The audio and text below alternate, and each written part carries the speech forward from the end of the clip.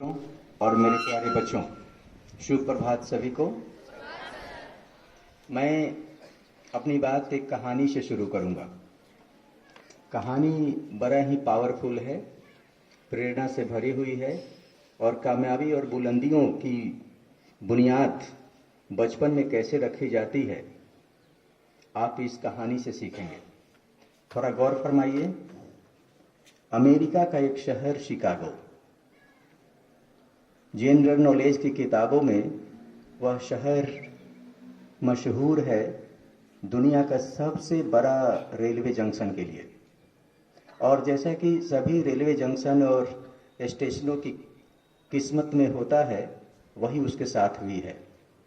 आपने गौर फरमाया होगा कि हर रेलवे स्टेशन के आसपास कुछ गंदी बस्तियां बस जाती हैं, झुग्गी झुपड़ियां बना ली जाती हैं और वहाँ कुछ गरीबी में, गुर्बत में जीने वाले लोग अपने परिवारों के साथ संघर्ष करते हैं, रहते हैं।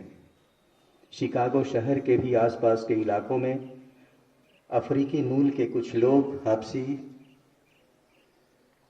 काले,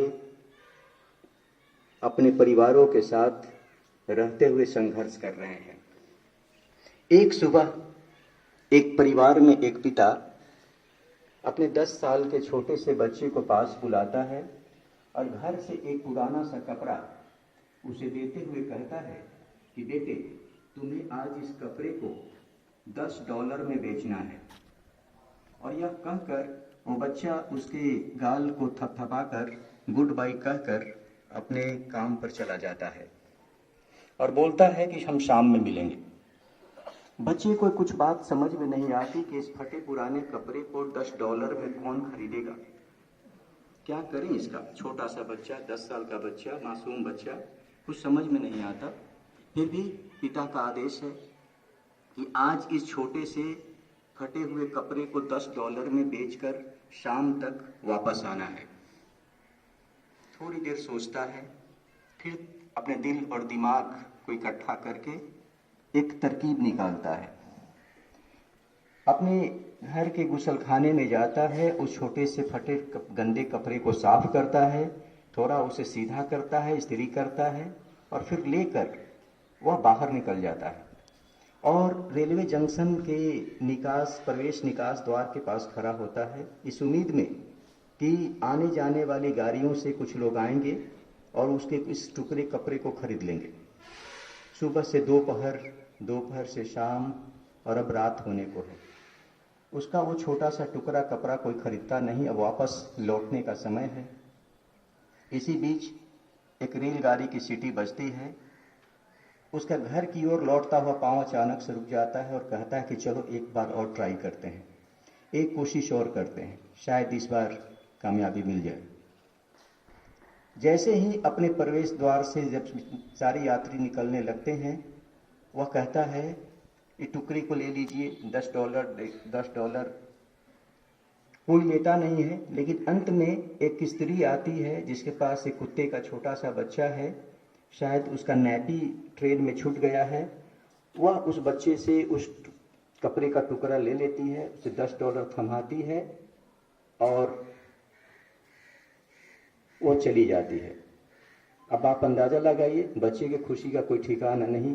वो बच्चा झूमते हुए, हंसते हुए, गाते हुए उस पैसे को लेकर घर लौटता है शाम में और पिता को $10 देता है। पिता खुशी से उसका माथा चूम लेते हैं, जो भी घर में बना है साथ मिलकर सभी डिनर लेते हैं और फिर गुड नाइट करके सब सो जाते हैं। अगली सुबह एक और चुनौती उसके सामने है। उसी तरह का एक और टुकड़ा कपड़े का उसे देते, उसे पिता कहते हैं कि बेटे, आज इसे तुम्हें $100 में बेचना है। ये सिलसिला ऐसा चलता है, बच्चे को करंट सा लगता है कि उस किसी तरह बड़ी मुश्किल से मैंने टुकड़े को $10 में बेचा, $100 की चुनौती, बड़ा अजब कहानी उसके साथ शुरू हो रही है। फिर भी कल की कामयाबी के लिए थोड़ा आत्मविश्वास है उसके पास, कल की सफलता के लिए उसके पास थोड़ी हिम्मत है। फिर थोड़ी देर सोचने के बाद उसने कुछ तरकीब निकाली। फिर कपड़े को साफ सुथरा किया, उसे गोल एक गेंद की तरह बनाया, उस पर एक मिक्की माउस का स्टिकर लगाया और फिर सोचते हुए शहर में निकल गया। उसे पता चला कि आज शहर के स्कूलों में आज एनुअल डे है और पेरेंट्स बड़ी बड़ी गाड़ियों में अपने बच्चों के साथ स्कूल में आ रहे हैं। वो उस स्कूल के गेट पर खड़ा हो जाता है और वो कपड़े को लेकर और आती जाती गाड़ियों को देखने लगता है। लेकिन वही जो कल वाली कहानी फिर से होने लगी, कोई उसके उससे गेंद रूपी कपड़े को लेता नहीं।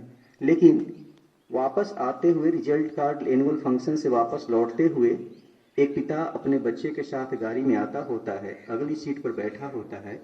बच्चे की नज़र उस मिक्की माउस पर पड़ती है और अपने फादर का डैड स्टॉप द कार। पिता गाड़ी रोक देता है, ब्रेक लेता है और कहता है, dad it is my choice. पिता है, मेरी पसंद की चीज़ है, प्लीज़ टेक इट। और उसके पिता उसे खरीद लेते हैं। बच्चे पूछते, बेटे कितने? $100। वो $100 का नोट देता है, उसको ले लेता है।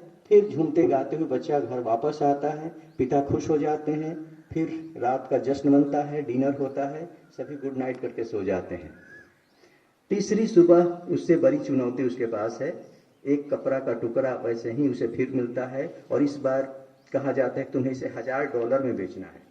अब बच्चा तो कांपने लगा कि बड़ी मुश्किल काम है, very difficult, it is very tough, कोई नहीं लेगा, आज मुझे हारना होगा और मुझे खाली हाथ वापस आना होगा। फिर भी वह उम्मीद का दामन नहीं छोड़ता, हिम्मत नहीं हारता।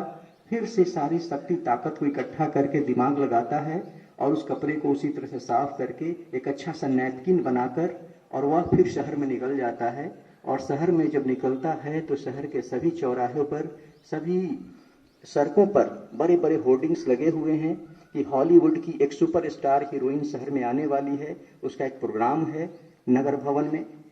वह उसी तरफ चला जाता है। वहाँ इतनी भीड़ है उस सुपरस्टार को देखने के लिए कि आप पूछो मत। सिक्योरिटी गार्ड्स, लोगों की भीड़, ऑडियंस, उसी में जगह बनाते हुए, धक्का खाते हुए वो किसी तरह गेट के आसपास खड़ा होता है, आगे पीछे, कि शायद इस उम्मीद में कि कुछ काम बन जाए। सारे प्रोग्राम खत्म करने के बाद वो सुपरस्टार वापस निकलती है। उसकी एक झलक देखने के लिए लोगों में भगदड़ मच जाती है। उसी के धक्के से वो बच्चा उसके गाड़ी के नीचे आते आते बचता है। वो ब्रेक लगाकर ड्राइवर रोकता है। उस सुपरस्टार हीरोइन की नज़र बच्चे की मासूमियत पर पड़ती है और वो उसे सहानुभूति के लिए कुछ बोलना चाहती है कि बच्चे ने कपड़ा आगे करता है, प्लीज ऑटोग्राफ प्लीज। उस सुपरस्टार उस कपड़े पर ऑटोग्राफ देती है और चली जाती है। उसके बाद इतिहास बन जाता है। उस कपड़े को खरीदने के लिए वहां लोग बोली लगाने लगते हैं। कितना? $1000 से बढ़ते बढ़ते $5000 में वो कपड़ा कोई खरीद लेता है, अमीर आदमी। फिर वो बच्चा झूमते गाते वापस घर चलाता है। एक पिता अपने बच्चे को कैसे कामयाबी के लिए आत्मविश्वास भर रहा है, एक गुरु के रूप में कैसे उसे अपने बच्चे में वो कामयाब और सफल व्यक्ति बना रहा है। एक कहानी उस व्यक्ति की है जिसे आप अच्छी तरह से जानते हैं। वो सुपरस्टार कौन है आज? अमेरिका का ही नहीं, दुनिया का सबसे बड़ा बास्केटबॉल स्टार माइकल जॉर्डन।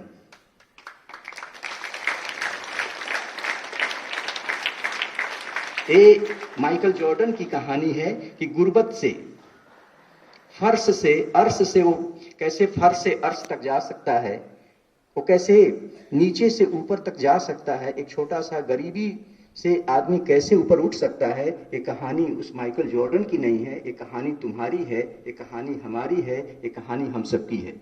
इतिहास जब वो बच्चा लिख सकता है तो इतिहास तुम भी लिख सकते हो।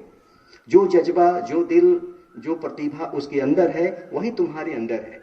बस देखने का नजरिया बदल दो, काम करने का तरीका बदल दो, सोचने में थोड़ा फर्क डाल दो, देखो कैसे चमत्कार होता है। तुम कर सकते हो, you can do it, be ready. ये पूरा आकाश एक कैनवास की तरह है, रंग भरना तुम्हारा काम है। Fill the colour as per your choice. तुम्हारे पास सिर्फ अवसर है, तुम्हारे पास सिर्फ एक मौका है। ये मौके का कैसे फायदा उठाते हो ये तुम तय कर सकते हो। तो हम सब नवोदय विद्यालय में तय करते हैं कि सभी बच्चों को शानदार अवसर दिए जाएं ताकि उनकी अंदर की प्रतिभा का निखार हो, चाहे जिस क्षेत्र में वो कामयाब होना चाहें, चाहे शैक्षणिक क्षेत्र में हो, चाहे खेल कूद में हो, चाहे पेंटिंग में हो, गीत संगीत में हो, डिबेट में हो, वादन में हो, गायन में हो, कहीं भी एक एक बच्चा में कुछ न कुछ खूबियां है।